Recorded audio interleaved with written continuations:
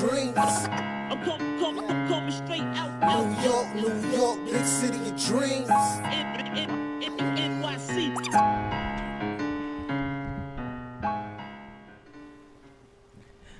What's going on? This is Jay Ellis from Nick of Time Show. Here giving you that Knicks talk just in the nick of time. And it's time to talk about something that's a little bit long overdue. But we do things on our own time here on the Nick of Time Show. So let's get ready to talk about it. You already seen these Knicks rookies a little bit in action in the Summer League games. But we brought our draft analyst expert here with us on Nick of Time Show to really get into the down and the dirty and the nitty gritty of these draft prospects.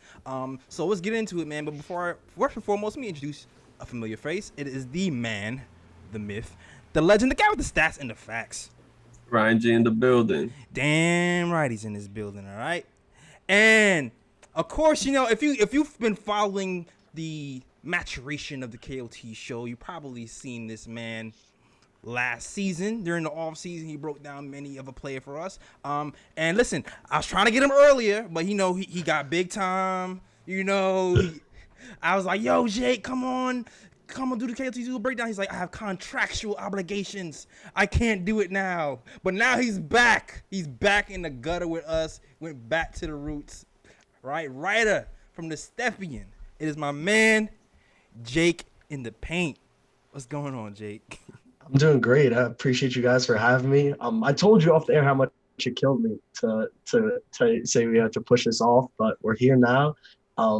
Happy to talk Knicks draft. Happy to talk Knicks draft and prospects. I think it's also a little bit cool that people have seen them play like one or two summer games at this point. Yeah. Because I know a lot of people weren't necessarily. I mean, maybe Grimes and Deuce a little bit, both played on national TV towards the end of the year, but maybe not as familiar with their games. So maybe after they got to see him in the Knicks jersey, especially 2 times now, maybe they'll be a little bit more interested.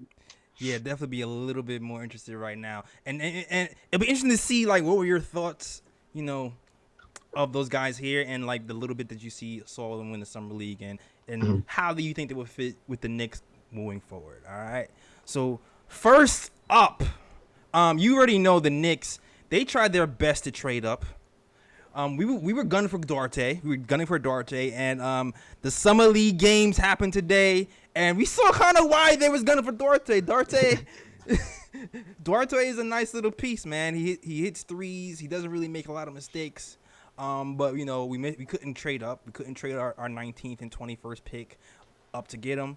So we ended up getting another guy who seems like he's a guy who's down in the dirty. He seems like a guy who's a Tom Thibodeau guy. He plays defense. He's a shooting guard. He shoots threes. And I'm talking about Quentin Grimes. Pick Quentin Grimes at number 25. He's had an unusual path to his career so far. But let's ask Jake on his career path and what do you think about his game in general, Drake? At least on the offensive side. So Quentin Grimes, we can also preface this, like, I was not a big fan of trading up. I would have personally wanted to keep 19 and 21. I didn't really find – Duarte is clearly a good basketball player. He's also 24 years old, so right. He's a lot older than the guys in Summer League has had experience under his belt, so that's worth noting. He might have a slight edge in this setting. But I was team keep the picks and make as many picks as possible and hope one of them hits. Quentin Grimes is a really funny story because he's someone that I liked a lot in McDonald's week when I saw him. I liked him with Team USA and the FIBA U19s he played in before his freshman year at Kansas. Started off, I always tweet about him as Champions Classic legend Quentin Grimes. First real game of his college career with Kansas. He was on a heater. I think he had like 5 or 6 threes.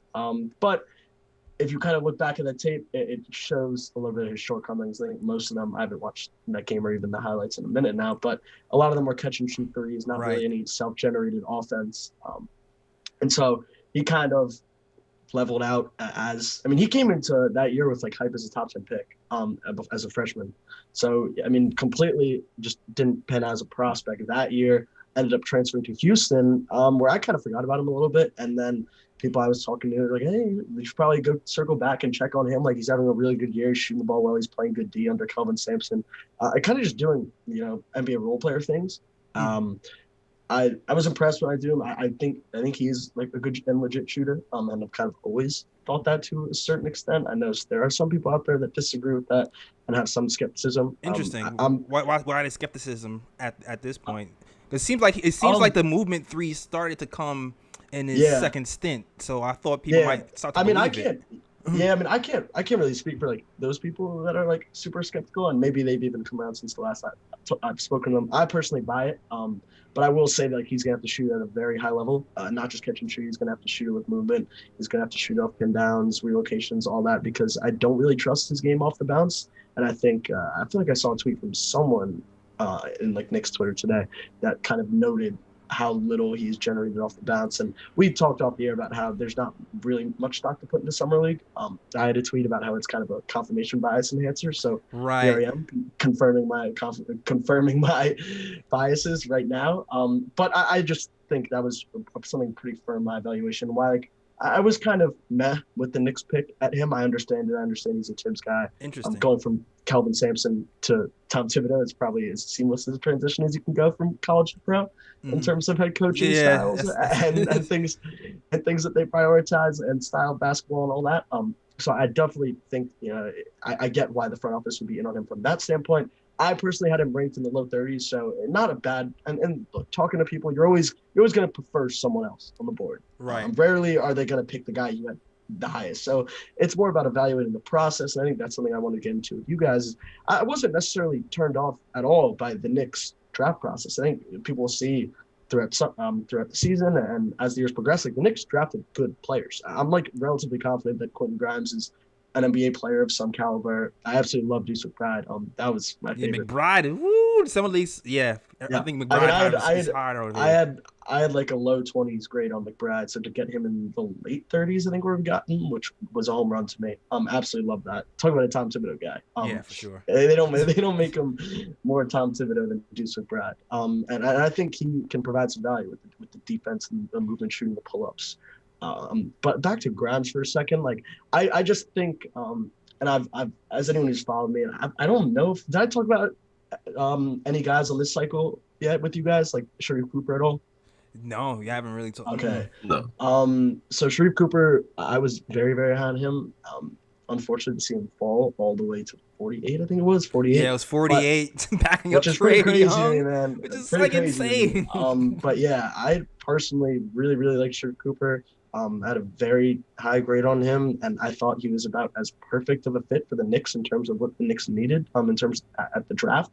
Obviously, things are very, very different now than they were during the draft with Kemba Walker, who, I mean, again, like as someone who didn't really love the Knicks free agency, I thought Dinwiddie was like an all-in. I thought we should have gone all in on Dinwiddie. Like I'd have loved to see us put out something there for Lonzo, but Dinwiddie won't even like us, man. Like Dinwiddie I'd be shocked if Dinwiddie came to New York. we needed that skill set. But I mean, the Kemba Walker deal is probably my favorite move the Knicks front office has done in like as far as I can remember as a fan. Just an incredible recognition of just like the cap rules that they could play with. We needed a point guard. We need someone to create off the bounce. Kemba Walker does that. I understand that he's not 2016 Kemba Walker, but at the price we're getting him, there's basically zero risk in it. If it works, if it works out, it's awesome. And if not, you can kind of wash your hands, and you didn't really waste that much money, and you weren't spending on anyone else anyways. So I think that was a really good play from the Knicks. However, I mean, I still would have liked to see them be a lot more aggressive in the draft. The consistency, like trading back and trading out of those picks, the Charlotte trade, like I just didn't really understand it, because you look at those pick protections, you're basically guaranteed to get that same. It was 19 we gave Charlotte, which ended up being Kai Jones, which I didn't love for the Knicks, but that doesn't mean that you couldn't have gone a plethora of other guys at that spot who I did like on the board.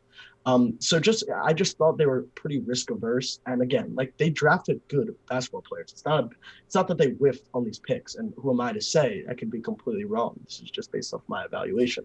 Go ahead.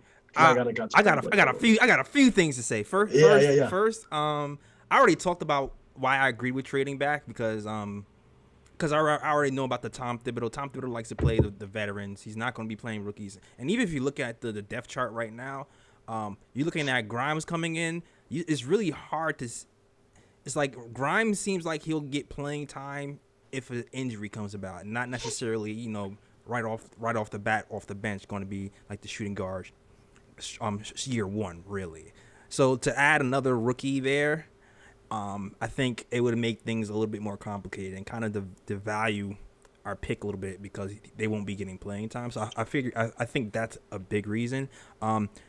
Also, when it comes to Grimes and his ball handling, I definitely was seeing a scouting report about his ball handling and how he couldn't go left. And I was working today, but I was also working and like looking at the game and trying not to get in, and trying to like finish my work so I wouldn't be in trouble. And I did notice that I think there's a scouting report out on Grimes that he can't go left. And I feel like I noticed them pushing him left in today's game, and he still tried to cross over right and drew himself into trouble. And it seems like that's a big that might be a big obstacle for Grimes moving forward. Just tighten up that handle to getting these shots off, man. Would you agree? No, I mean you hit the nail on the head. Like I didn't have it in my particular notes that he was heavy going right or they force him left, but I mean absolutely a point of emphasis from him is that he doesn't have much juice off the bounce. That is. And I don't mind him. He was a guy where like you can only be so low because there's a good chance that skill set and that size and that frame that he figures something out and he sticks somewhere. And I would have thought he was a home run pick for someone who was a contender. I'm just looking to add another guy, right? Because I think you look at playoff basketball and from a philosophical standpoint, I tend to prefer wings and shooting guards who can really attack off the bounce and run a second side action, all those good things. But again, when you get to like your 8th and 9th and 10th guys just showing up depth on a contending team who just, hey, we're going to need a guy who can guard 2 to 3 positions, knock down threes, space the floor for us. Like that's Quentin Grimes. I'm like fairly confident that he has that translatable skill set, but there's just not much upside there. And I thought the Knicks, my kind of issues stem from it seems like I had a different view of the Knicks' future and the current roster than some other Knicks fans and maybe even the front office. And again, I don't want to come over and say like I'm right, you're wrong. This is just my personal view based on how we look towards the end of the season and the current roster construction.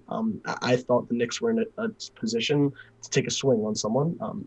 That someone probably being Sharif Cooper, just based on the lack of creation off the bounce and point guard play that we had. And now all of a sudden, like, we have Kemba Walker. Yeah. And I know people want so like I kind of sound stupid here because people in the front office would be like, you idiot, you don't know what you're talking about. We're going to get Kemba Walker the entire time. And to that, I say, you know better than me, and that's why you have the job and I don't.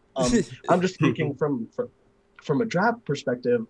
I thought the picks were a little too risk averse for me, considering who was on the board. And look, I got a little bit lower on Keon Johnson, but that's a swing. I'm not sure that's some swing I would have loved, but again, it just kind of shows where your process is. And the Knicks were a little bit too content for me on draft night, with the trading back, the taking Deuce and Grimes, who are probably good NBA players, but don't offer much upside. They don't directly address your needs. And I think this is where I differ from some Knicks fans. And I will kind of push back on this point a little bit more. I don't think the Knicks just need shooting, because it doesn't matter if you can hit, catch, and shoot open shots, or you can hit, catch, and shoot shots if you can't generate them in the first place. So I think a lot of Knicks fans were saying, we need shooting. Trey Murphy. Of course, Trey Murphy. Yeah, he goes right before us. Today. Yeah, and this is why another reason why I was like, okay, 19 pick is gone. Trey Murphy is gone.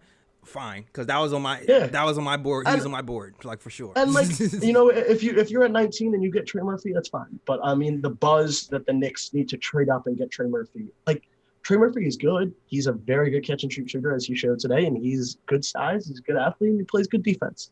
Great. He's gonna be an NBA player for someone. But his offensive arsenal was kind of pitched as this, like, this is what the Knicks need. When in reality, it's like, Trey Murphy can't. The weakest point of his game right now is self-creation and attacking closeouts that like he gets run off the line. Right. And so while he's very reliable from catch and shoot, like the Knicks still don't really have, like, to me, the Knicks problem was not, I don't think the Knicks shot themselves out of playoffs. I think the Knicks like lacked so much actual creation that their offense was just so completely shut down that they had nowhere else to go. Like, you look at, this isn't a Houston Rockets situation where the Knicks generate all these wide open threes and they miss 27 in a row. The Knicks couldn't generate an open shot. Right. So right. that's where I kind of differed from a lot of the people I saw on the timeline. I don't want to group like all Knicks Twitter's dumb. Like, there are a ton of smart people on there that I engage with all the time, but I just think sometimes people get caught up in just these general skills. The Knicks need shooting. Yeah. Floor spacing. When you got to look at how these things come together. Yeah, I agree with you. You know what? I did see. Hold on, Ryan. I think you wanted to say something. I know you've been quiet for a second. I did see something that said that. I'm sorry, Ryan. I did see something that said that. Well, maybe it's not like that McBride and Grimes were like pretty high on off the dribble shooting. Now, it doesn't mean that they're doing like combo moves and they're shooting off the dribble, but maybe like one or two dribble pull up type of moves is probably what Grimes is doing. So I mean, I think maybe that's what the Knicks were thinking in drafting him. That is not just catch and shoot, but he can do a little bit of slight shot creation, even though that's still going to be like might be a struggle for him moving forward. That's what I'm thinking anyway. Yeah. Yeah, and I just wanted to add this right quick because I think Jake made a pretty great point about the Knicks needing shot creation. Because remember, like we were talking about it too. Like after the series against the Hawks, we were talking about what the Knicks really need, and I'm pretty sure we both mentioned like Knicks need somebody to create shots on offense because the offense is stagnant. And then again, even after the draft, like we agreed that it was a pretty good draft, drafting Grimes, McBride, etc. But I'm pretty sure we also said that, like what the Knicks need, like we still need somebody to create shots. So it's like, yeah, we were satisfied with the draft, but it's like at the end of the day, it's like if we don't have anybody to like create open shots for these players, it's gonna be pointless drafting these guys. But like Jake said, like we were able to get Kemba Walker, which is gonna definitely help on offense from the point guard position. But so it makes the Grimes and the McBride pick, look better than maybe it originally looked to people that thought that the Knicks needed to draft somebody from the draft who was a point guard who could create shots for other players and this and that. Yeah, I just know from the rip that the front office and Tom Thibodeau in particular, they trust veterans up front more than they trust rookies, which is why I think they kind of didn't lean into the super upside down the road type of deal, but kind of was going into the immediate role player guy because they planned on going after veterans who's going to take on the heavy lifting and then invest in guys like Quickly and whoever else. I mean, I think McBride has a shot to do something down the line to kind of develop and become shot creators or something down the line. I don't think they was going to I'm not sure if they was really going to entrust a rookie with that first year, and which is why I think they was going after Duarte in the first place. Like like no, 100%. That's and you guys like that's kind of what I was getting at. And what I will say is the Knicks draft makes a lot more sense, and it's a lot easier for me to digest and comprehend after free agency. Right. The draft kind of, but if you're viewing the draft in a vacuum, which has its pros and cons and probably is unfair to the front office considering it's an off season. Right. It's not just the NBA draft. And especially when these two things were so close together, but I will say I completely agree with you guys. And it does seem clear that the Knicks are pretty hell bent on trusting their veterans and investing in the rookies that they already did draft, which again, you can't say they're wrong for doing, but there's also a balance in, maintaining your competitiveness, but also being realistic about your standing in the rest of the league and especially the East. I don't know where you guys stand on this particular team. I think they're probably going to finish anywhere from 6 to 10. There's a wide range of outcomes. The teams I have off the top of my head that I think are probably safe bets to finish ahead of us. I can go with Brooklyn. I can go with Milwaukee. I can go with Miami. I'm going to say Philly because they have some of the best players in the league in Joel Embiid, and they're probably going to get something if they trade Ben Simmons. again, you never know what happens with Atlanta, but like those are 4 teams. And then you have the Atlantas, the Bostons, the Torontos. What we don't know what Chicago will look like. Like the East is really, really good. And while I do think the Knicks probably improved a little bit from last year, I don't necessarily think like they're all the sudden like Eastern Conference contenders, which is completely fine, by the way. Like that is okay. I'm not here to rush timeline. If God knows anyone, if you follow me, the opposite I'm trying to do is rush timeline. I've been praying for a slow Knicks rebuild for my entire life, and like we're kind of getting there. So I feel a little bit hypocritical knocking them, but my main takeaway from the draft, and again, I cover the draft. I don't cover the NBA as much as I would like to, but you only have so much time. So like, what I know is the draft, and I know who else was on the board. Right. And what I can say is just there were other upside gambles, to me at least. Jaden Springer is another one who went 28 to Philadelphia. Like Jaden Springer, someone I wrote about on the Stepien. It's a little bit complicated as a prospect. Like, is he a shooting guard? Is he a point guard? Is he a combo? Is he just a small wing? But what you get with Jaden Springer is like you get a lockdown defender, so you get that defense that we're talking about. He's super young. I think he was the youngest American player in the class. So there's a little bit of upside there. And from like a skills standpoint, the shot is a work in progress. I think it's coming along, but like he is a like really strong slashing combo who has like an interesting upside as like a combo creator. And like I would have just liked to see something there as like a gamble, because we're being realistic here. Like you guys were talking about this. It's probably unrealistic that both Grimes and Deuce are going to get like real minutes. Nah. It's probably unrealistic, right? He is definitely unrealistic. If we're being realistic about the depth chart and the minutes and the distribution, and we're trying to get to the highest CDs possible, then we're probably also acknowledging that these players that we scooped up from 25 to 40 are probably going to be playing spot minutes, filling in for injured guys, maybe coming off the bench. Exactly. So then my counterpoint would be, hey, if these guys are probably only there to share up the back of your rotation, why are we being so focused on win now guys? Why don't we just let's take a gamble and throw them in the G League for some reps, get them. And again, if they're going to be playing these same minutes, I just think it's a little bit more important to value the long-term while also saying like, hey, look, if you're like the Warriors at 7-14, and like, if they took Duarte at like, and again, I think they probably wanted to take Duarte at 14. Right. Like I would have understood that because they're in a position to like genuinely win now. They have Stephen Curry. They owe it to Stephen Curry to win now. But the Knicks, like we can both agree that between the guys we signed up free agency, the young prospects you already have, the guys we're going to bring back anyways, like this is a pretty crowded roster already with a lot of continuity. So that would be my point, is that if these guys are only going to be on the outside of rotation and they're only there to share up minutes when they're asked to and they're not necessarily going to be relied on, then why are we valuing the win now and safe skill set and just go for the swing? I have a theory on that too. I definitely have a theory on that too. I don't know if you want to say anything, Ryan, because before I get into my theory. No, I mean, the way Jake broke it down, like it made me gain a new perspective. Like, I think I agree with Jake, because even though I did like the Grimes and McBride pick, it's like, okay, if we're going to have a crowded roster and these young guys aren't going to get much minutes anyway, why not swing for the defenses and see if we could, get somebody who might potentially, be a greater player in the future that got high upside that could potentially help the Knicks, put them over the top within like the next 2 to 3 seasons. Like I understand Jake's point of view. Like it made me get a new perspective. Like, like I get it. Like maybe the Knicks should have taken that path, maybe.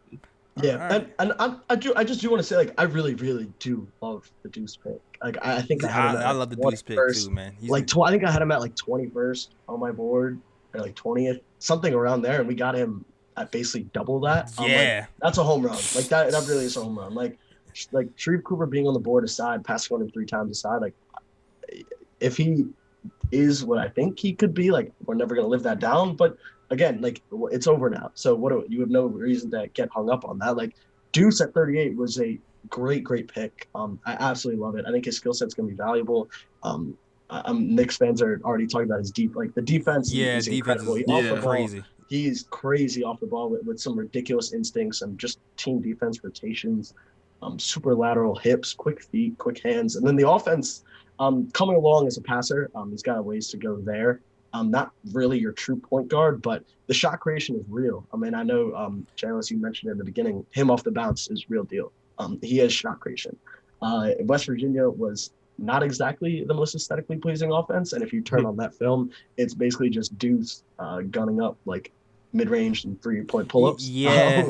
Wasn't he sharing point guard minutes over there too? So towards the end of the year, I mean, like they played with a bunch of like it was really just like they played a bunch of guards, but like it was like, but it was mainly just like wings. It was like some wings and some mobile bigs, and like it was just no one that you could really rely on to create and generate offense other than Deuce. So while he was probably a little bit overtasked, like I think from a developmental standpoint, it actually ended up being good for him.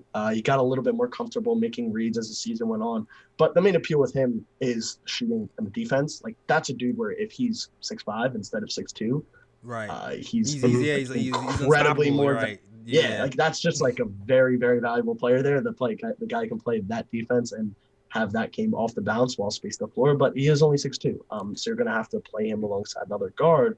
Which again, like I really, this is coming from someone who loves Deuce. Like I really, really like Deuce McBride. He is in no way, shape, or form ready to handle the load of an NBA offense anytime soon. Right. So we're gonna have to play him with another guard anyways. Right. So he's a little bit of the same with Quickly to me. I don't think Quickly is necessarily ready to be the point guard. Hold on one second. The offense. Hold on. But go ahead. Hold on 1 second. Because Quickly showed out today. I don't know if you saw. Quickly had 32 points, 8 assists today, and he was point guarding today. Boy, that boy was passing. But so there might be some hope for Quickly as a point guard, as we were talking about yesterday, Ryan. But I'm gonna circle back to something earlier that you said about one where you think our team lies. Like so last season we were 4th in the East. All right, so we were 4th in the East, and we had Elfrid Payton, who was the worst point guard in the NBA, probably statistically. Oh man. And, oh my God. And we had Reggie Bullock. So, right, and we had Reggie Bullock, who was really good for us.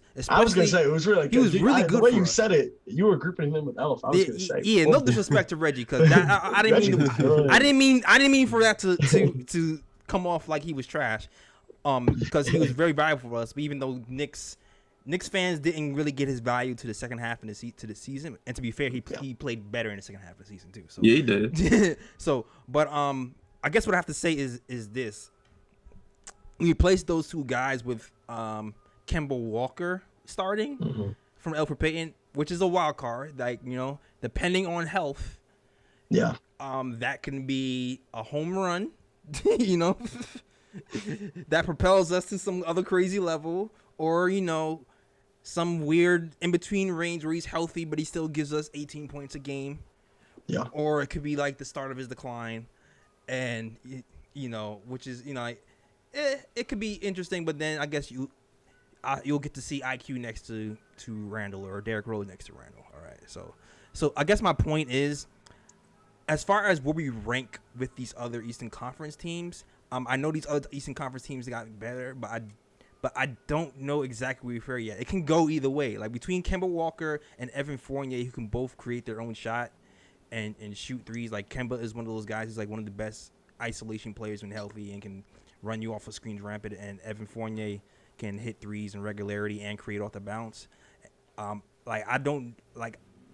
not sure. Like I'm not saying that we're gonna be top 4, but I still feel like we can be somewhere between 7. I think between 4 and 7, I say. Yeah. I think the only ones I'm really confident, I just got to pull up because I keep forgetting about these teams. Brooklyn, Milwaukee, Miami, and Philly are like a clear tier to me. Those 4. But then you have Atlanta, Toronto, Chicago. Who knows what Indiana's going to be? Boston. Like, I think you could tell me we finished 5th and the highest out of those teams, like, it would be an overachievement to me, but like it's not out of the realm of possibilities by any means. I don't want to come on here and like act like I'm being a Debbie Downer about the season. Like we absolutely got better. My only worry is like I think I'm just gonna put this on the record because I've been saying this off air to a bunch of Knicks fans. I'm a little bit worried about Julius Randle this year. He was incredible last year, deserving of all NBA honors. I have no issues with the deal that we signed him. He earned it. And I think it's a good number for going forward for both him and the team. I think it was most highlighted in the playoffs how difficult all his shot attempts are. Just incredibly difficult. And just if you look at all the other guys around the league, the true superstar offensive engines, and I don't think there's anyone out there who still believes that Randle is like the guy on a playoff team that's going to go somewhere. Mm-hmm. So I don't want to act like, oh, these people out there, because I really don't think. I think the Knicks fan base for the most part is relatively in lockstep on this, that we're going to need another guy long term. But Randle has made like a historical jump as a shooter. I've seen some of his college tape, and he was a non-shooter. Right. Non-shooter from three, pretty much a non-shooter off the bounce. The touch was always there in the post. He had some touch on like post floaters and stuff like that. But as a shooter, to go from where he was to now this nuclear pull-up threat where he was during the season, which was mesmerizing, I just think he might have been a little bit outside of what we can consider is like, oh, this is replicable on like a night-to-night basis. Okay. And again, like this is just me playing devil's advocate. Like and he could be completely remorphed from something to a new player, and I will sit here and eat all my words. I would love nothing more. But I'm just gonna put that out there. And that's fair. And I don't think we need to like have him replicate exactly what he did this year. He just needs to be kind of in the realm. And I think that was the point of getting these guys who can create shots, so he doesn't have to do 100% at such a high level. Yeah, like because 100%. You can see. I feel like you want to say something, Ryan. No, the only thing I'm going to say is that like I think that's always a concern with players that make such a historic leap, like Jake said, because it's like because sometimes with players it's like sometimes they have that like one historic year, and then it's like they just drop back down to like where they were before. Exactly. 2 years ago. Yeah, exactly. They can't replicate who they were. So it's like this season is going to be very telling for Julius Randle, because it's like, is he going to be that same player he was last season where it's like you can expect this from him consistently, or is he going to just, drop back a bit and become, something like the player he was before this historic leap? And I think with the Knicks too, like I'm talking about positioning, like with the Knicks, like I see them anywhere from 5 to 10, because honestly, like it's going to depend. I think it's going to really depend on Kemba Walker's health, because if Kemba Walker is anything like his former self, I can see the Knicks being top 5. Maybe they might sneak into number 4, maybe if Kemba Walker is anything like his former self. But like if Kemba Walker is injured and then you have the other guys having to take up his minutes and things of that nature, then the Knicks are going to probably drop down a bit compared to the other talent in the East. Well, I guess two things. Well, I guess it also depends on a few things, right? What's Emmanuel Quickly's next step? What's McBride going to do? Like, then what's RJ going to do? Because RJ's taking a step from first year to second year. What's his second year to third year is going to? So I think there's a lot of factors too. But you know what? Before we even get into that and even Randle, I'm gonna go back to an old comment about your statement about the win now players. I think for me, what I see is happening is they're trying. I feel like the Knicks are trying to remain flexible, and that's why they're trying to draft as much as win now players as possible. Because, like, if you notice, even like the guys, the contracts they dealt out in free agency, they were all kind of movable contracts. And as soon as Steve Stout joined the Knicks, he kept saying, "Yo, I want big fish here. We're going big game hunting." So I feel like they're going into the season feeling like we had a great season, and they're not looking at it like we're going to take a step back. That's not what the Knicks are thinking. The Knicks are thinking we want to build on the success. And to build on success, we need to put pieces on there who contribute immediately. And even if we trade these team-friendly deals like Noel and Fournier and Burks, if we move those guys, we still need to have some guys who can kind of step in and kind of play that role if we trade those guys for Levine or whoever they have their eyes on in the future. That's what I think. No, I mean, that's absolutely like a reasonable outlook, and it's probably, I mean, it makes the most sense if that's what the Knicks are, if that's why they drafted them, then I'm relatively okay with that, because that means you have a plan in mind and you are going to be aggressive in executing that. And that was probably my biggest qualm with the Knicks on drafting that, is I just kind of thought they were a little bit too content.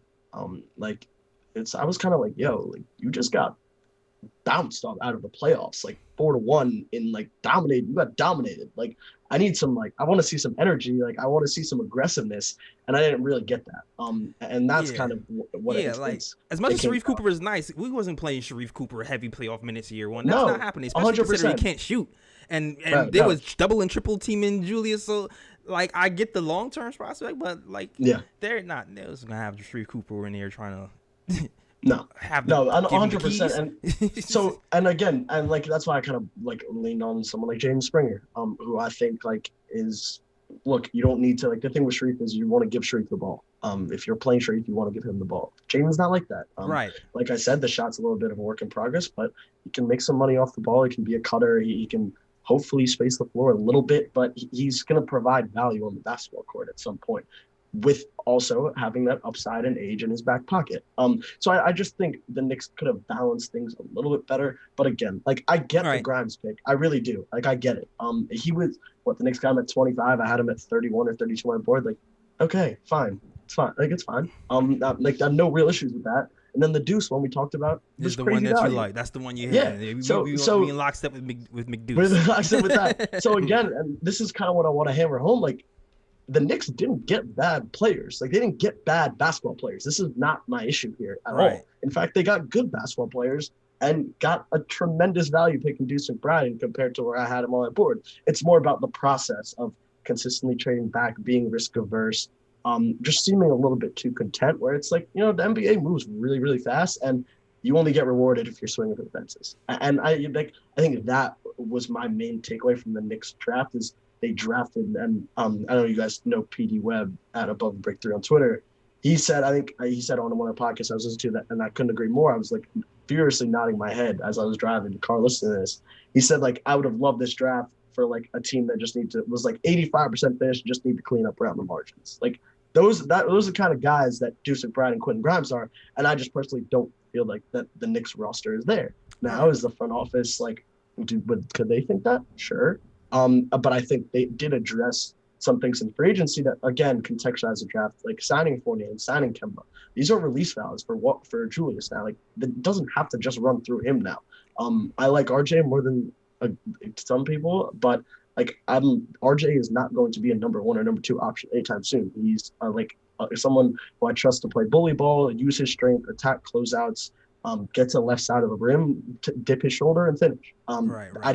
I don't really trust him. I saw he was getting clowned for that like quick Twitch training video. Like it's whatever. Like he's not someone I trust as a creator anytime soon. Which is okay. Like that is very okay. He's going to be a very good player that I'm extremely happy to have on our basketball team. Let's get into McBride. Let's get into we can talk Deuce. Let's get into McBride because all right. So far, when it comes to Grimes, you're kind of shaking on him. He seems like a 3-and-D guy, but you're not sold on his shot creation and his ball handling. That seems to be the biggest need of contention. It seems like he's shown some movement shooting, but maybe not enough for you to really buy it long term.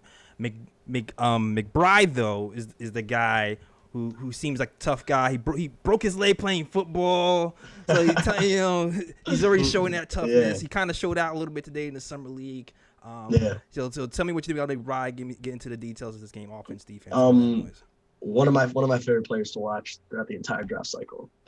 Love his game, love his approach, and love his wiring. And that should tell you all you need to know. I just talked about how not easy on the eyes West Virginia's offense was, yet I couldn't wait to turn on the Deuce McBride tape every single time because that dude was just incredibly, incredibly fun. I always say, like, the best passers, like, manipulate the defense on the backside, like they'll manipulate, help look them off, and then with your eyes, drop with the eyes. Like Deuce will do that on defense. Like he literally will split the difference and like bait you and be like, "Where you want to go? Like where you want to go, bro? I'm gonna be there either way." And like he's just watching him like play those mind games with opponents, and like he's a little too over aggressive at times. I think someone said that when I mentioned, like you can see that like the second you turn on the tape, like he'll gamble here and there, he'll try to jump past the lanes, he'll try to generate events. Like that's something that's going to need to be reined in, but you have the green light when you're as good as you are and as anticipatory as you are as McBride. So yeah, just a really, really good defender. I would like no one's perfect, so I think you could say like he lacks some discipline. And God knows Tibbs will rein that in a little bit. So I'm not too worried about that there. And then on offense, I mentioned The handle is fine. It actually did progress. Like he got more comfortable creating for himself as a scorer and a passer. I'm trying to think. I have these plays ingrained in my head from like the tournament games, which look pretty like not vastly different, but just minor differences that catch the eye compared to where he was earlier in the season. But just like a tough shot maker, very, very tough shot maker. Contests don't really seem to matter with him. He shoots it off his pull up. Like you'll see sometimes he'll like change up his elevation on his pull up, will get really elevated. But if he has like time and space on a catch and shoot, he'll stay like more low to the ground, which is interesting. But the mechanics are compact, like very flexible and like they invite a ton of versatility. Like he can shoot it off movement, he'll sprint off a screen, he can get to his stuff off a pull up. Like I said, like the handle's not the most advanced. I don't know if I like trust him in isolation because a lot of those isolation possessions in the Big 12 ended in contested attempts, which means they're probably going to be difficult in the NBA early on.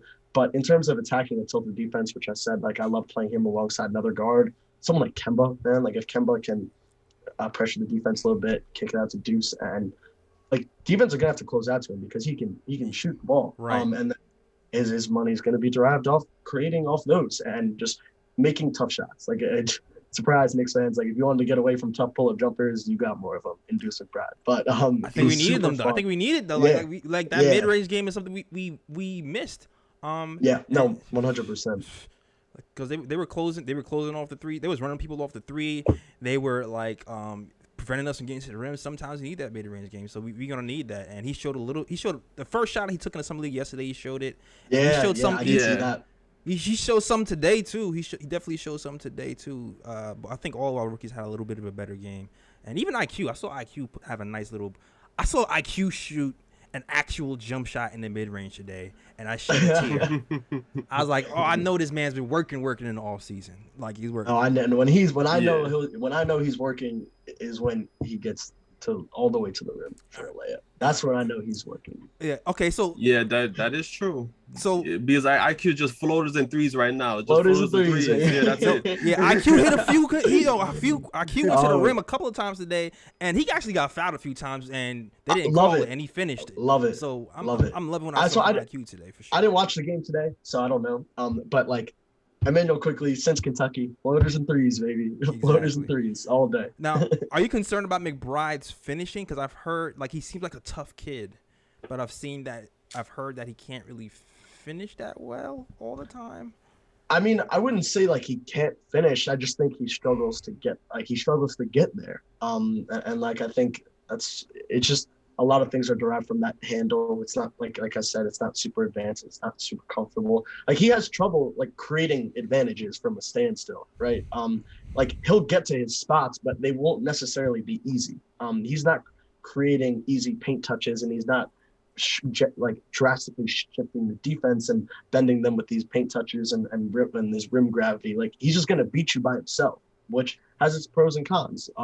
But that's why I'm saying like Deuce's impact relatively like it comes in a vacuum, and I'm a little bit worried that the Knicks have a little bit too many of those guys. Like if Kemba isn't gonna like pick up this, like if Kemba isn't fully ready to pick up all like a lot of our slack as a playmaker, I'm a little bit worried. Like Kemba is really good like creating shots for himself and like playmaking out of it. I'm like not too equipped to talk about his playmaking because I haven't seen him, but I'm definitely gonna seen like his stuff so in depth that recently. But in terms of Fournier, like you're getting these on-ball scores, which is great. Like that's what we needed. But I'm a little bit worried. Like we just have a little too many guys that are just gonna like get theirs by themselves and not necessarily like help the overall flow of the team offense. But like again, that's a worry for down the line. But with Deuce, like he's not gonna necessarily run your offense. He's just gonna provide value with pull-up jump shooting, which is extremely valuable. Okay, so I have a question for you because many people kind of see his ceiling as a bench point guard. Is that strictly because of his height, or is it because they're not comfortable in this shot creation? I mean, I would like if you're gonna tell me like I don't think Miles McBride is like. I mean, again, I hate capping ceilings on players because they make us look stupid all the time. So what I will say is like I would not personally feel comfortable in like saying Miles McBride is going to be an NBA starting point guard. I just think he has a lot of ways to go as a playmaker, a lot of ways to go in terms of reading defenses, in terms of actually manufacturing consistent offense. Like that's the biggest thing for me of your offensive engine. Can they consistently generate easy looks? And I kind of just talked about how he struggles to do that. Could he get a better handle? He's pretty bursty, but could he tie all these things together and make leaps and bounds? Sure, he obviously could. I think like Deuce McBride, like I said, like I think he could be a starting like off guard. Like I think that would be like his ceiling. I think it's a little bit because I don't really view him as like a bench point guard anyways. Okay. I don't really view him as someone who's going to come in and run your second unit because I don't want him running my offense. It's more about like I just want him to do his thing, and his thing is get to his spots, provide value as a shooter and a pull-up shooter especially, and guard the other team's best player and maybe not even guard the other team's best player because I want him roaming off the ball and just do your thing on defense and make tough shots on offense. Like I don't really see him as a point guard is my kind of thing. Like I see him as an undersized off guard, which again, back to our point, like if he's 6'5", this dude is like all of a sudden incredibly valuable. And not that he can't be at 6'2", but again, it's just a little bit harder. But why I put pushback on the bench point guard thing is I don't really see him as a point guard anyways. Okay. All right. So his assist numbers were kind of decent. Because you know there's tiers of point guards. There's the point guards who can, like you said, they're like they're the Trey Youngs of the world. The guys who can like manipulate the defense with their eyes, head fakes, and see the play before it reads. Then there's the point guards who you know to drive and kick, can kind of see the advantage when it happens, but not necessarily manipulate the defense. So and then there's like the point guards who are strictly scoring point guards, like. I don't know. Where would you put him? I feel like he's kind of in this maybe the second realm.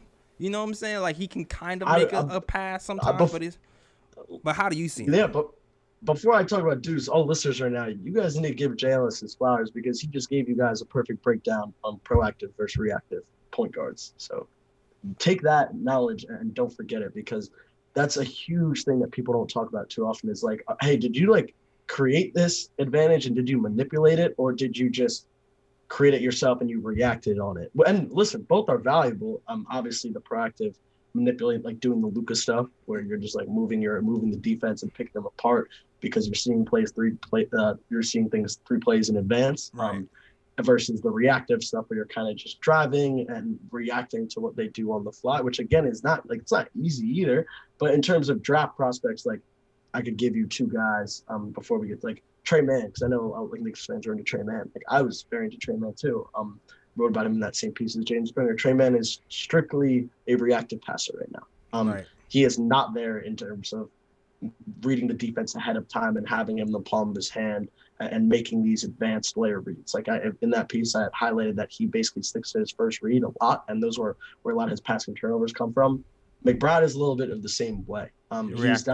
He's way more reactive. Okay. But where the thing is with Deuce is like, I just hope he can get to his spots a little cleaner, because if he can get to his spots a little cleaner, we know that the pull-up is there and we know that defenses have to respect that. So if he can genuinely get to that spot clean and draw help, then it's going to make it easier for him as that reactive passer to make these reads, whether that be a dump off, reading the drop side, like let's say just hypothetical, like Deuce rips off a closeout, he gets to the elbow, someone steps up to help. Now he has hopefully the guy in the dunker spot, and you have your guy in the corner dropping down for help. Like ideally Deuce can make that read where it's either the drop off or the kick out to the corner. Like I trust him to eventually make that read, but it's about drawing that help in the first place. And that kind of comes back to what we're saying is like Deuce is kind of just going to win in his own vacuum right now because a lot of these looks are contested. He's not necessarily he's putting pressure on the defense in theory, but he's not necessarily drawing these other defenders towards him. So he's not like, if you guys get what I'm saying, it's more of like hey, we're going to get value from this if the shot goes in. Right. But it's not like with Trey, and I know and a lot of Knicks fans are going to know this all too well, like even if Trey doesn't make a shot, like he's still providing value and putting pressure on the defense because we're selling out everything to stop him and to take it away from him.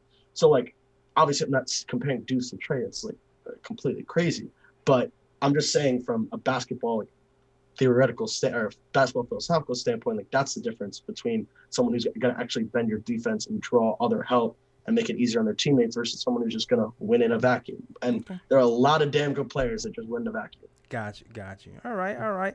Yo, salute to Jake, man. Hit that thumbs up if you like the content, and salute to Jake for giving us his insight. My guy, he's blowing up, man. We had him over here last year on the show, and now he's writing for the Stepien. He became big time, and he decided to come in and talk with us today. So shout out to Jake for making some time. All right. Listen, I don't know why you're acting like I'm doing charity work by coming on and it's a KOT. Hey man, you big time, man. You for as long as I'm in the public sphere doing podcasts, I am always happy and look forward to coming on the KOT. You guys show me a lot of love. Back when everyone wasn't always. I mean, I feel bad. I feel like I'm like making myself out as like a rags to riches story. Nah, salute. I'm not gonna lie, Jay. I did notice once you came on KOT, I feel like a lot of people got hip to you. No, you're right. What do you mean? You're right. Bro, people didn't know I was a Knicks fan until I came on. I did KOT. I did you guys, and then I feel like a couple months later I did Knicks Film School with John. And people didn't know I was a Knicks fan until I did those shows. But now it's awesome. Now I like can talk Knicks with Knicks people. Right. I'd always followed all the people on Knicks Twitter, and I feel like they didn't even know I was like interested in their stuff. Like they didn't even know I was interested from like a fan standpoint. But everyone knows now. Cat's out of the bag. Exactly. So which is great because I have a lot of Knicks mutuals that I love talking hoops with. A lot of smart people on there, but also not as beneficial when I have people in my DMs, like friends, but in my DMs texting me, clowning me for what they perceive as the Knicks making bad moves. But let's see. We were 4th place in the East last year, man. Listen, hopefully the joke's on them, and I have all these receipts exactly on my phone. We save receipts, man. We petty over here on KOT. Let me tell you that right now. We save receipts. right, Ryan? Especially Ryan. Ryan is king petty. Ryan's chilling right now. Ryan is king petty. Yeah, For man. those who follow us, you already know how petty Ryan is. All right. Yeah, but I'm just chilling right now, man. It's Jake's show tonight, so I'm just here chilling. I'm just listening to the knowledge and the good words. So I'm just here chilling tonight. Absolutely. Oh man. All right, so let's get into somebody else. So we got the 58th pick, man. We got. Oh yeah. He's fun, dude. He's fun. Yeesh. Jericho Sims with the 58th pick. One of the I didn't know who this guy was until we picked him. Then I had to kind of dig in the crates. Yeah. But like you said, the summer league's already started. You kind of got a glimpse of what he's been doing. And he's a fun guy, man. Rim runner, defender. But tell us what you think about Jericho's game so far. Well, Jericho is just one of those dudes where like he was kind of testing the waters. He didn't know if he was going to enter the draft or not. And then it's like, oh, we're going to get this guy at the combine. He's going to get to jump for everyone, or we're going to get this guy in a clutch pro day and like he's going to get to hit his head on the rim. Like he should probably keep his name in the draft. At 58, why not? I made a promise to myself this year. Anything after 45, you swing. Like if you just, I'm letting a lot of people like in draft. Like this was me last year because you spend all this time watching every single guy. You're like, why didn't they pick this guy at 40, at 51? It's like, look back at the old drafts. Like none of it really matters. Usually, sure, you have your guys here and there, but if you get an NBA player in the back end of the second round, you won. Which is why I love the Jericho pick. I think there's a chance he's an NBA player. I'm not like, I think a lot of Knicks fans like, we need him in the rotation right now. I don't know if I'm ready to say that. I think he has some eerily similar qualities to our friend Mitchell Robinson in terms of being a freak athlete who is a rim runner and protects the rim. Mm-hmm. Mitch is further ahead in those aspects. So I'm not ready to just like out with Mitch, Jericho in. I think Mitch is probably a better version of Jericho. Mm-hmm. That's coming from someone who's like hesitant to extend Mitch. But yeah, Jericho's fun, man. Like just a ridiculous athlete. And you saw that he hit an alley-oop in the first game that was just if you look in the Raptors bench, like one of the dudes, like, oh my God, like we got up where? Head was well above the rim. Yeah, like he's kind of for a while now. I've preached that, backup bigs. And I thought this, and I no longer think this anymore. I used to kind of think, hey, bigs are replaceable. All you need is a rim runner who can a rim runner who can finish loud, protect the rim, which is like, it's really not true. Like if you're a bad big man, you will get exposed in the playoffs. Mm-hmm. And like the truth is there's no real like replaceable position. There are positional scarcities, which is why people value wings more, like myself included. It's not that many just like plug and play wings or just elite wings. But like I think Jericho absolutely has a shot to like make the team. I think he'll probably make the team. And like play spot minutes. Mitch has been injury prone. Mitch loves to get in foul trouble. Nerlens has battled some injuries over the years. Like, great. I mean, I think he absolutely looks like a home run at 58. I mean, I think he still has a long way to go in terms of like basketball feel and ball skills before I'm like all the way in. And it's summer league, and there have been in previous years athletic bigs that are just running and jumping laps around everyone, so they look a little bit better. But yeah, look, at 58, I think it looks great right now. Yeah, what I like about him is he looks bigger already, and you looking at Noel and you're looking at Mitch, and those guys are kind of thin. So, and I said this on yesterday's summer league show, when we're facing these bigger centers who can body you up, he feels like he can kind of push him back. So I kind of like the prospect of having him around just to kind of body these big old 250, 300-pound centers. Like, he just looks like he can probably handle that a little bit better. I know his offense isn't polished. He seemed like he's been working on his post-up moves, but can you tell me I saw he had like some face-up things happening every now and again. Like, what's that about? Is there hope there? I don't really trust it. I don't really trust it. Like, I just don't like he's just very like his feel is not good. Right now is bad. He's just like a raw athlete. Which like at 58 again, like we're talking about the 58th pick in the NBA draft here. If you get an NBA player, that is an absolute that's a hit. By like any stretch of the imagination. So like I don't want to sound like I'm so overly critical here because like again we're talking about what was the cost to get him? Very slim, basically slim to none. Practically undrafted. So for him to look the part he does, and again it's summer league. We should not have any real takeaways from summer league. We talked about this off the air, but again like jumping that you're going to jump that high in Vegas, you're going to jump that high in Madison Square Garden. Like that vertical jump is traveling the country, and so like he's a legit athlete. I'm interested to see like what the skill developments look like. For me, just it's like the easiest like. It's not easy because like this is not like easy at all for big men to like actually develop. But for a lob threat, ideally you would want them to develop like some short roll, like ability on the short roll, right? Where it's like you can take one dribble and like make a decision, or one dribble and get to the rim. And because like you're such a potent lob threat that if the defense has to step out that much more, it makes it that much difficult for them to defend your actual play, which is the lob. But that being said, like I've said multiple times, his feel is like very far behind. So for someone whose feel is far behind, like expecting him to become the short role playmaker is like basically not. It's just not going to happen. Okay. But like if you're going to ask for like what are the developmental paths for him to like become viable on offense, like that would probably be one of them. Just making these learned reads once you catch the ball on the roll, because like I would probably want him as an exclusive pick and roll man. I don't really think like I don't want to deploy him in the post and give him entries. Like he's an athlete and should be used as such. Like I'll leave it at that. All right. I'll say this, like I saw him make a floater yesterday and I almost fell out my chair. Yeah, Knicks fans are getting very excited about his summer league performance. I was like, all right, yeah, like what I was like, I think Jackson Hayes is gonna be like a good NBA player, but like watch Jackson Hayes, like I think it was his first summer league game. Just watch those highlights.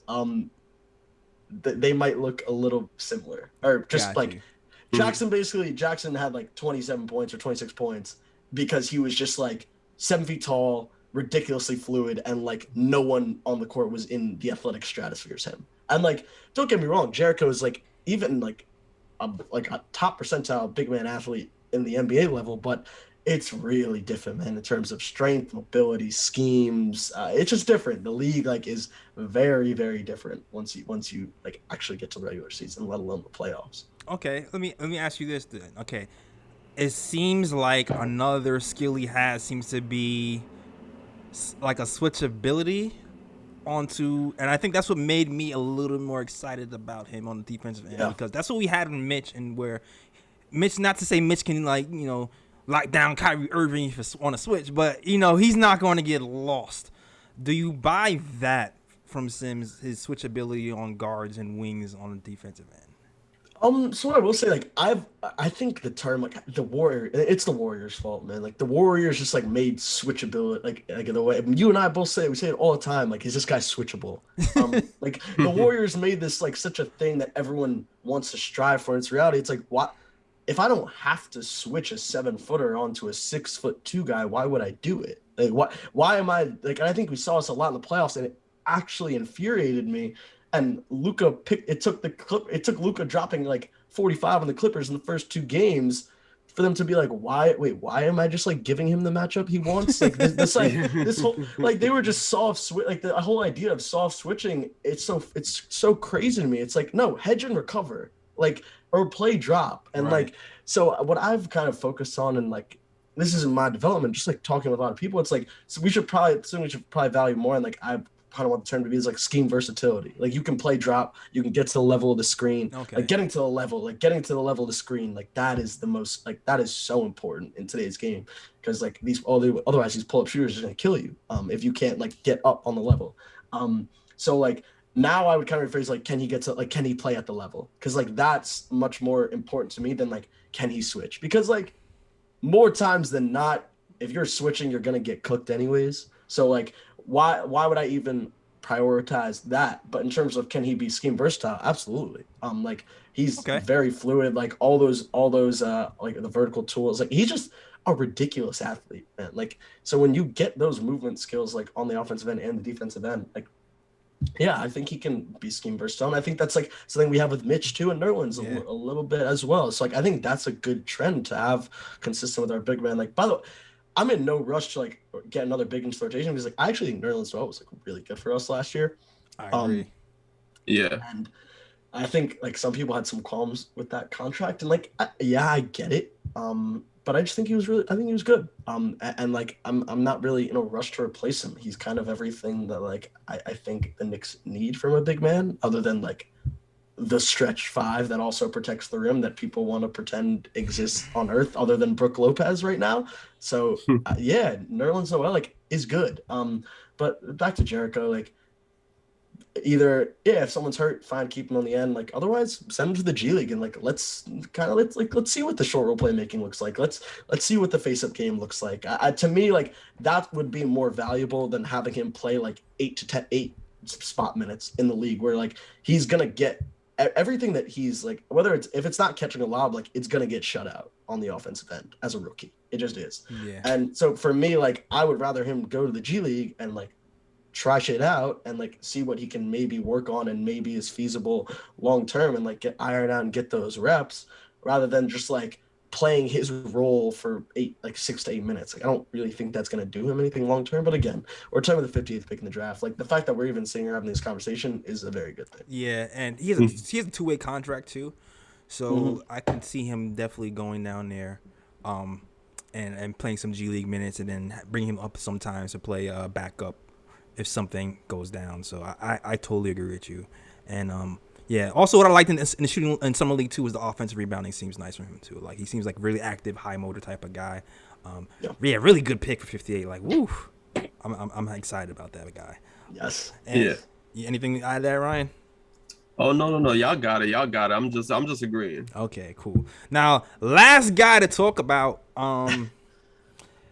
This one is interesting. I was talking to Roy yesterday, and you guys too. I kind of feel like he's like the insurance policy for point guards. Like he's the insurance just in case some point guards don't work out.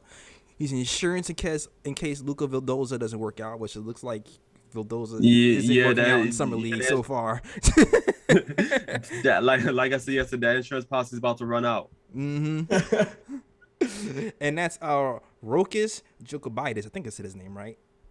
Yeah. 20-year-old 6'4" guy for international player from the Euro League, man. Break down this game for us. So honestly, I mean, I always promise myself if I haven't really been watching someone, I'm gonna say that I haven't really been watching them instead of sitting up here and BSing. I haven't seen a lot of Rokas recently. He was someone who was kind of playing around with entering the 2020 draft. So I watched a little bit of his stuff then, and he was like fine. He was like fine to me.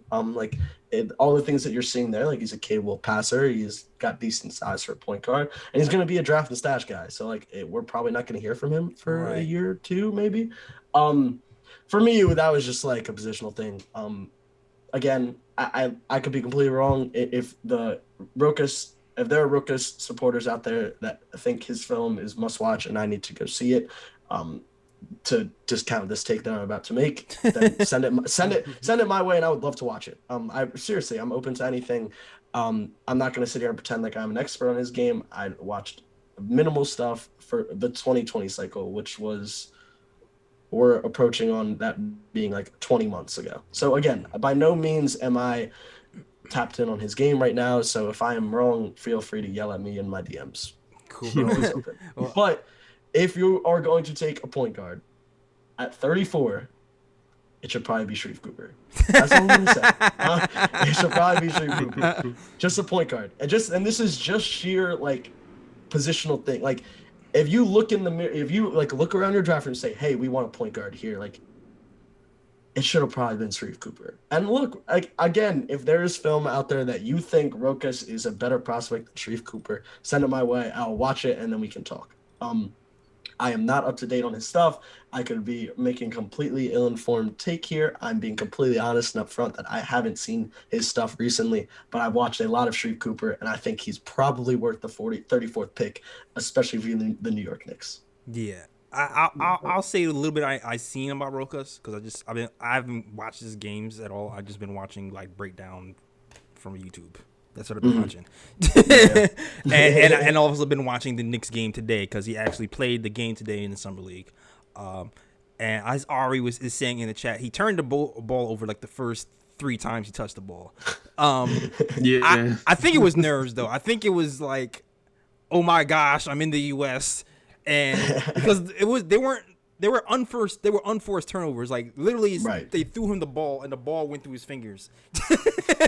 And it went out of bounds. So I think he just had to like breathe. Yeah. and take a breath. But he had a couple of buckets today, and I don't know from what I've seen.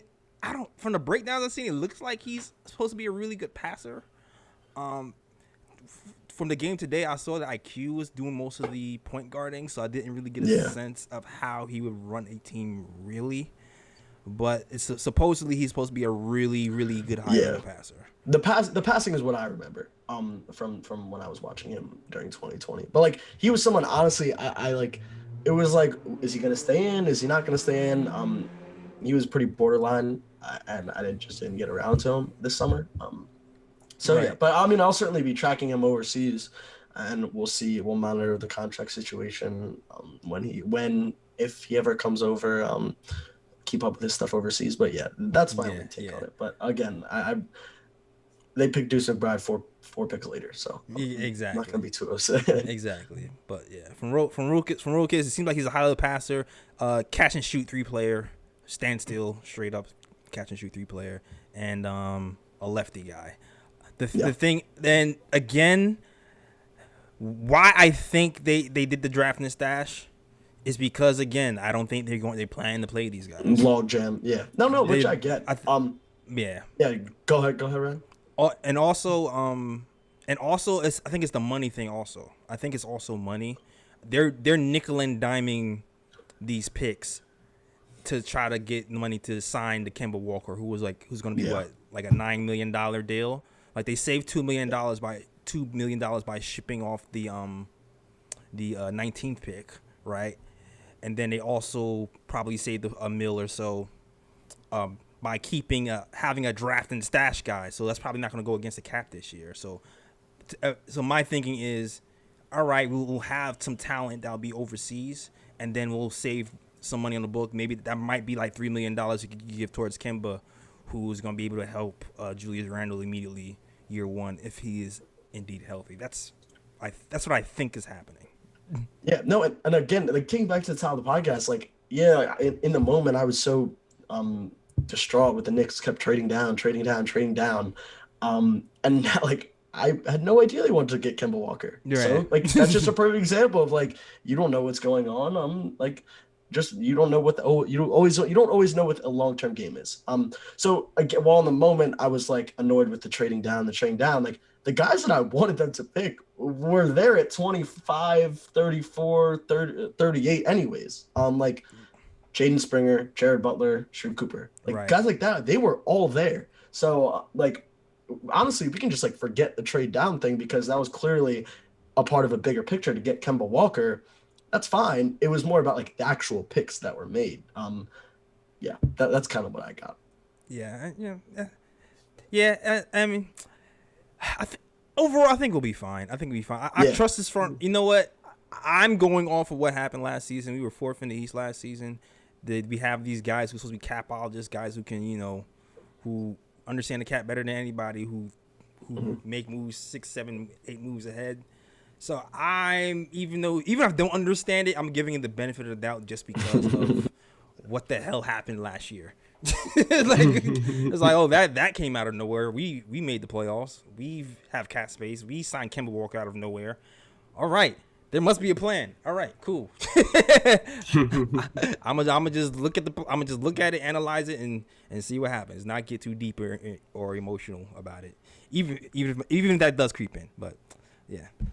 All right. Yeah, I think we've talked about everyone. A part of me wanted to do like a summer league recap because the game that happened today. Yeah, earlier today. Yeah.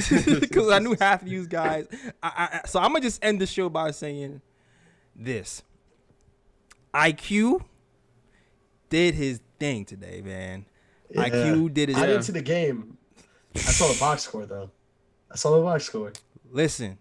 All right. So, I mean, you know what it is for me with IQ today during the Summer League game?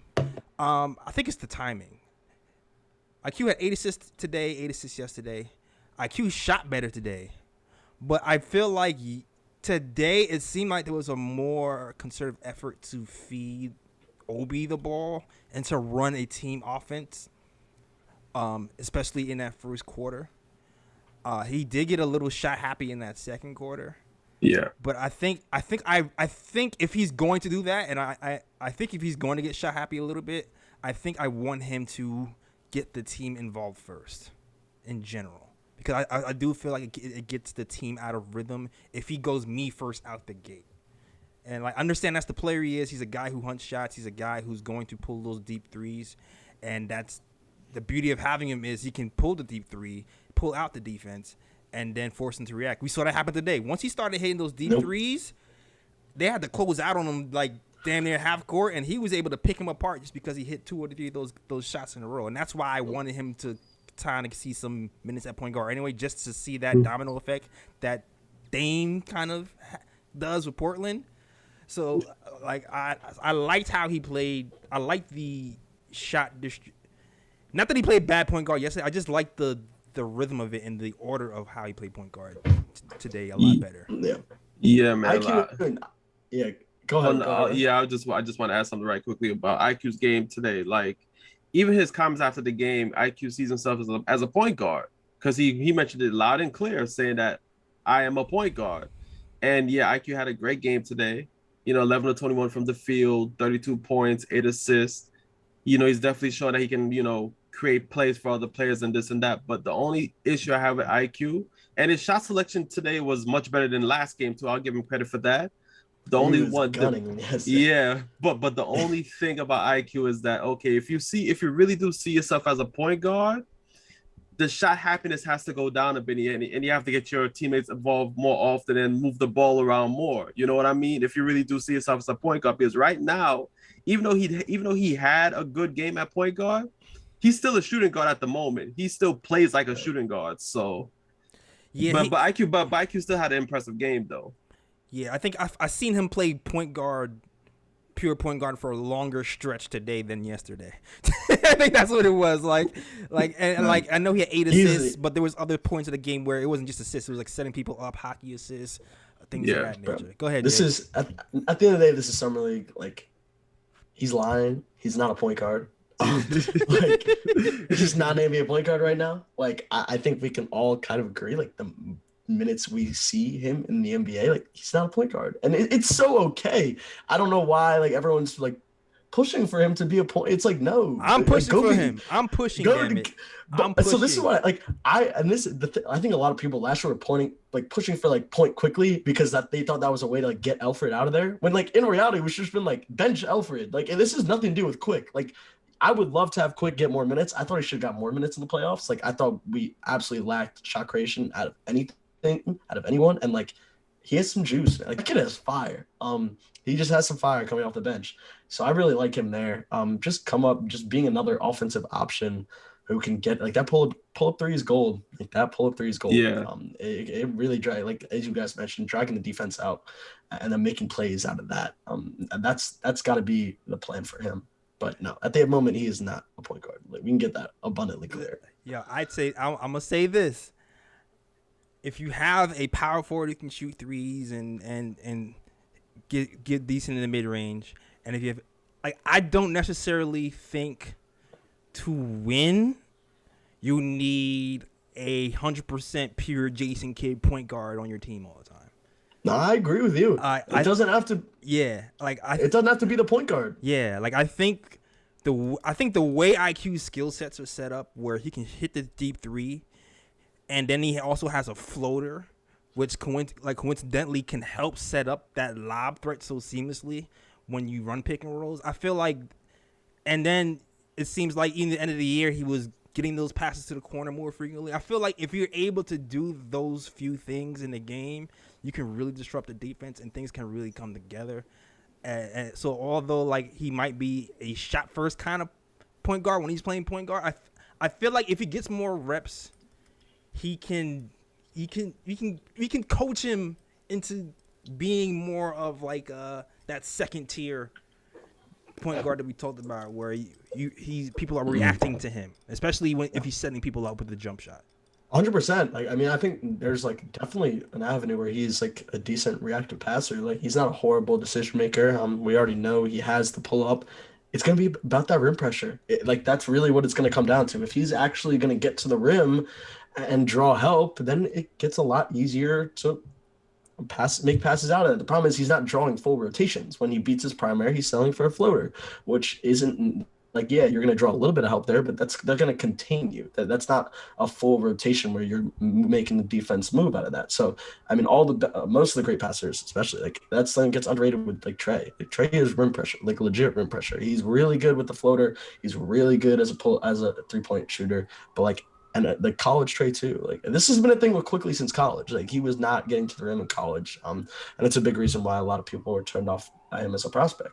Obviously, they were wrong. He's an NBA player, but and you can like that's the avenue for improvement is the rim pressure. Yeah, I think that's why I'm like what I'm seeing. He got to the rim today. Shout out to the Sirens. You already know. Sirens means good show. It's the good luck time. Shout out to the Sirens in the background. I mean, I think that's why I'm encouraged by Russell today, man. He got to the rim a couple of times today. Mm-hmm. He actually shot a mid-range shot today, and he's passed to the corner a few times the last summer league games. He's set up Sims for a lot of lobs between today and yesterday. I like where it's going, man. It's not perfect, but I like where it's going. Yeah, of course. All right, I see. I don't have Fritz in here, so I don't really have anybody to like really man the queue today. But Ari is in the chat. He's in the queue. So usually when Ari calls, it's really fiery. So get ready. All right. Get ready for Ari. All right.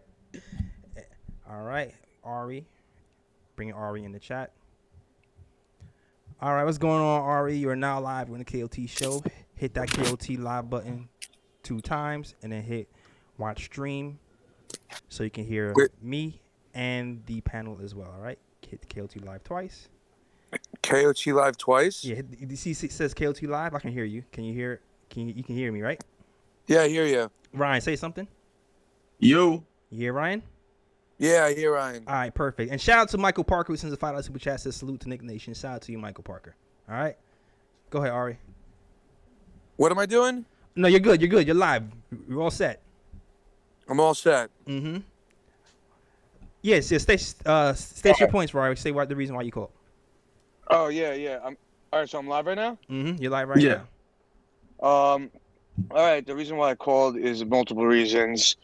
First, you know, I like what I see from Deuce McBride, man. He's obviously not the most fast, twitchy guy. You know, he's not like a super athletic or anything. But if you're a point guard and you have a good IQ and you play defense and you could eat in the mid range, you could like Chris Paul made a Hall of Fame career at a just with limited athleticism, just killing in the mid range, man. Like it's such a weapon in today's NBA because a lot of drop coverages they give you the mid range. It's like, and the way he plays defense, and he can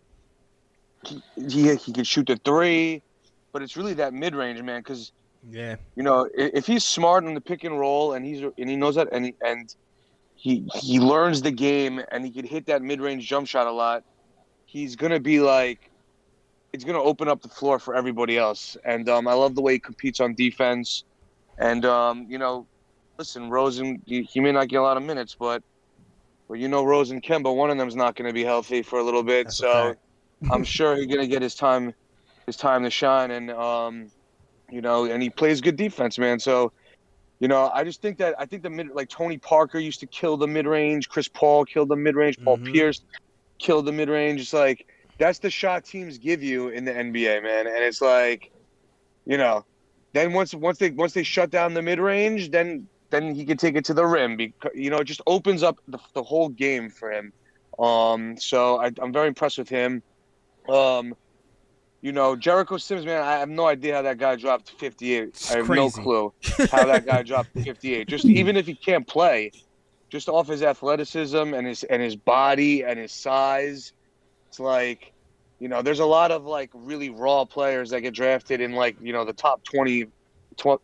Every year they get drafted in top 20. That's true. That have no skills that are just super athletic, and just have like crazy long wingspan or something like that. So I don't understand how he dropped to 58. I think it's the NBA just not prioritizing the big man anymore. I feel like they just don't like the big man has just kind of gotten lost.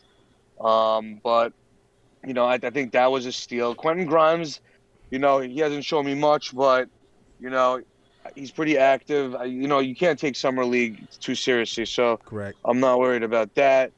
But, yeah, I think Sims, man, I don't see how he doesn't play. Like he's obviously going to play for the Knicks for at least 50 games or whatever they let him.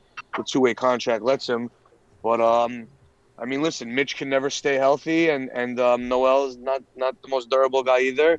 And, Taj is kind of like a last-case scenario. I could see him getting minutes when one of them gets injured.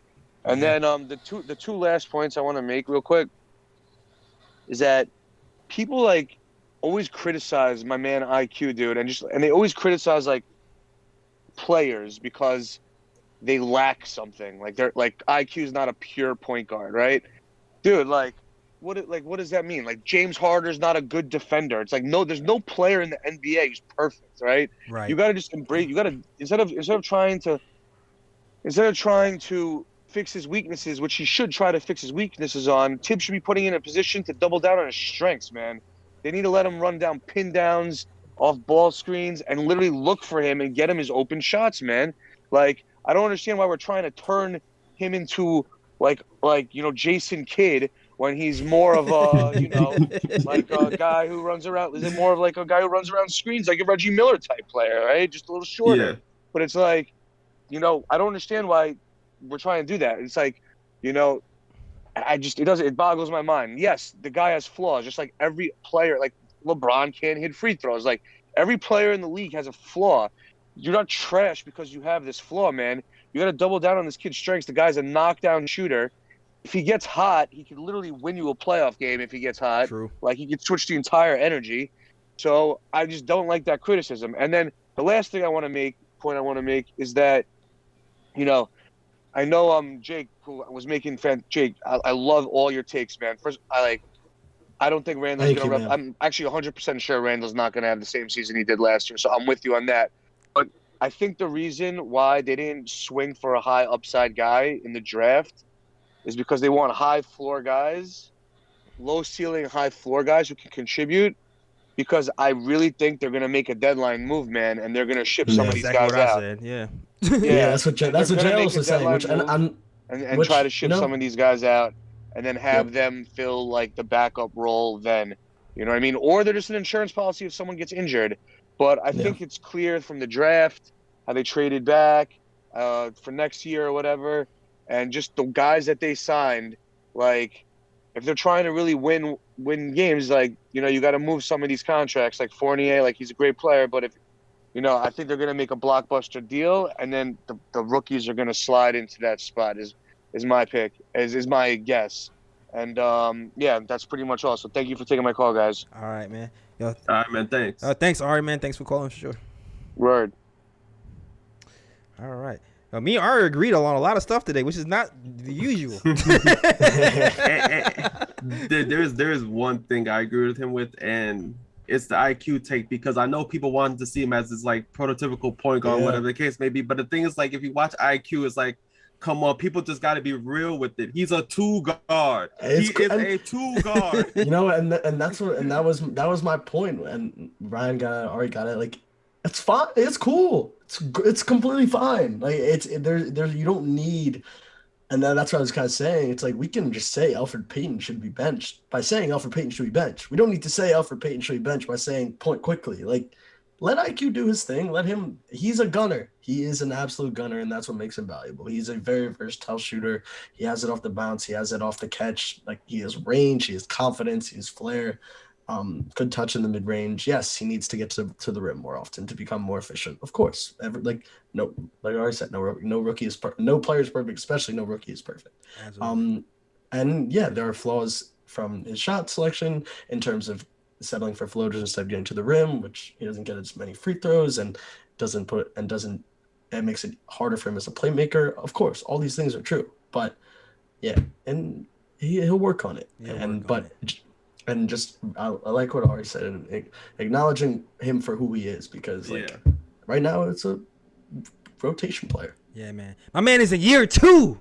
My man is in year 2, man. Yep. He's in year 2. He calls a ruckus in year 1. I think he was like number 3 in scoring as a rookie, the third highest scoring rookie in the season. And they doubted my boy. But IQ, I see you, man. I see your potential. Even if you're not a pure point guard, combo guard, a nice combo guard, you go hit the 3. I'm with that too. As long as we rein you in, we coach you up to be what you want to be. And I do like the idea of kind of running them off some screens a little more. Yep. We should do that, especially now we're missing a certain guy and Reggie Bullock.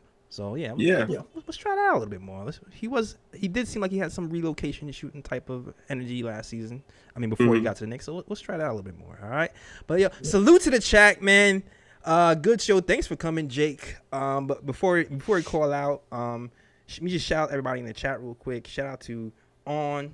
He says, I don't think IQ will ever be a point guard, but against the lesser talent, let him get that practice in. Yeah, I mean, develop him, man. This is Summer League is for. Cool. It's for the practice. Yeah.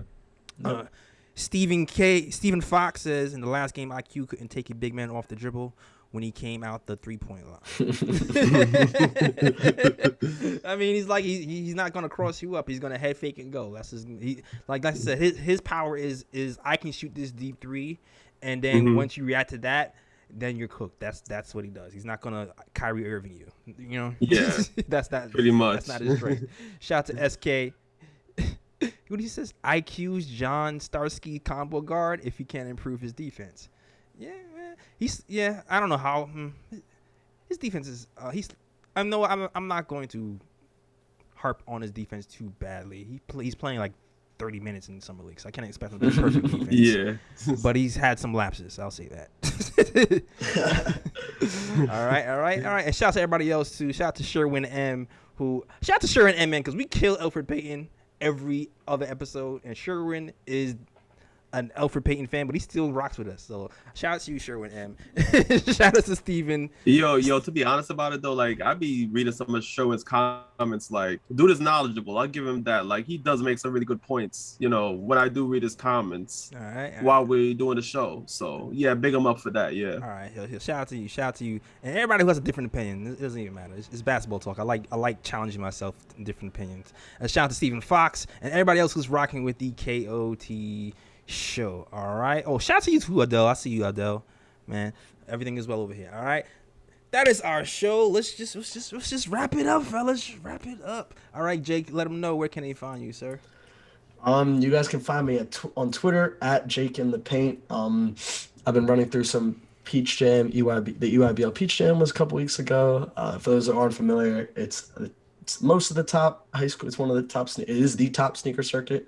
In my opinion, in the country. They had all the teams down there, a lot of the best rising seniors and rising seniors and juniors in the country going at it. So I've been watching and catching up on a ton of that, and I'll have some words out if you're interested in getting scouted on the draft early. So those would be focused on the 2023 draft. So a couple years away, but if you're interested in dipping your toes in a little bit early, I should have some words out there by the end of the month. And yeah, all my stuff is at the Stepien. Just go follow them. We have a bunch of great guys over there doing draft work. So it's some scouting reports, some philosophical pieces if you're into that kind of stuff. I have some exciting stuff planned for the off season. Going to be digging into some old draft films, some NBA film, contextualizing all that before we get into the 2022 cycle, which if the KOT people are open to have me back, I'd love to come on and talk some stuff when the time comes, but that's a long time away. So yeah, give me a follow at Jake in the Paint on Twitter. I spend way too much time on Twitter, I'm sure, like the rest of us. So hit my DMs, reply to some of my tweets if you want to engage, and yeah, that's where you can find me at. Yeah, this guy breezes draft stuff. This is why I like It's true. The day after the draft started, he was like, all right, I'm on to next year. I'm like, yo, let it breathe, homie. Let it breathe. He's like, nah, this is what I do, son. Draft every day. I'm like, okay, all right. All day. Okay, killer. Okay. The best part about the draft is you can always find somebody to watch. There's always somebody to watch, whether that be overseas, high school, college, AAU. Oh, there's always a game to watch. Yeah. Oh, here we go. Super chat. SK wanted to make sure we wrote this. Frank Hive is back in the building. Because he spent $5 to let this point be known. He said we should sign Frank to the 15th roster spot over Vildoza. Things that make you go, My only... Go ahead. Oh, I'm sorry to cut you off, JLs. My only beef with that is, like, yeah, I mean, from what I've seen from Vildoza so far, I would pick Frank over him. It's just that yeah. I just don't know if it's fair for Frank's development for him to come back to the Knicks, because if he comes back to the Knicks, it's just gonna be a ride a bench. So I agree with you, Rod. Yes. Let him go spread his wings. Exactly. Like, it depends. Is he getting money somewhere else? That's the question. Yeah. Is he getting money somewhere else? I hope it works out for because Frank. Because the way he's looking for Vildoza is looking like he's not going to make that roster. We have until the first game of the season to cut him. So that would leave 2 roster spots. Then I think, right? Or is there still 1 roster spot left? But anyway, so if that's the case, I know we have a what do we have left to sign? I think we have a room exception left and a veteran. So I can see, it's funny. I can see the Knicks trying to sign a defensive guy on a defensive wing. I could see them trying to sign a defensive wing because we lost Reggie Bullock, and we have Grimes here, who projects to be a guy who's good at defense, but he's still a rookie. I can see the Knicks looking for a defensive wing, whether it be Frank or somebody else to put into certain situational games. So I don't think that's 100% out of the question, especially when I read that they were thinking about re-signing Frank if they lost Reggie Bullock, and we lost Reggie Bullock. So I know people might be thinking, yo, just because Jay Ellis is J-Hive. Is Frank Hive. If there's a J-Hive, that's funny. That's because Jay Ellis is Frank Hive. But it's like I can actually see them trying to do that to plug in a defensive type of stopper role, actually. Like, seriously, though. All right. But yeah. Also, for you guys, to get back to the closing, definitely follow us on Twitter as well at VKOT Show. All right, on Twitter. Also, you already know. You can get the snapbacks, the KLT snapbacks at theniggatimeshow.com. All right, just hit that /catalog. But you can also get our blog there too. Read some really good stuff from Ken at theniggatimeshow.com, and also Mikey has some stuff coming up about Randle soon. And there are other writers at the KLT Show, Really Times to Rise, all right? You can also follow us on Instagram, man. Trying to get to 10K followers on Instagram. We are at the Nick of Time Show on Instagram as well. Also, we're on Facebook. So, follow us on all platforms, man. And you know what, Ryan, where can they find you, sir? You can find me on Instagram at Sir G is chillin'. Sir G is chillin'. That's SIR. G is CHILLIN. You can also find me on Twitter at RyanGKOT. All right. Cool. That is our show. We are out of here, guys. Peace.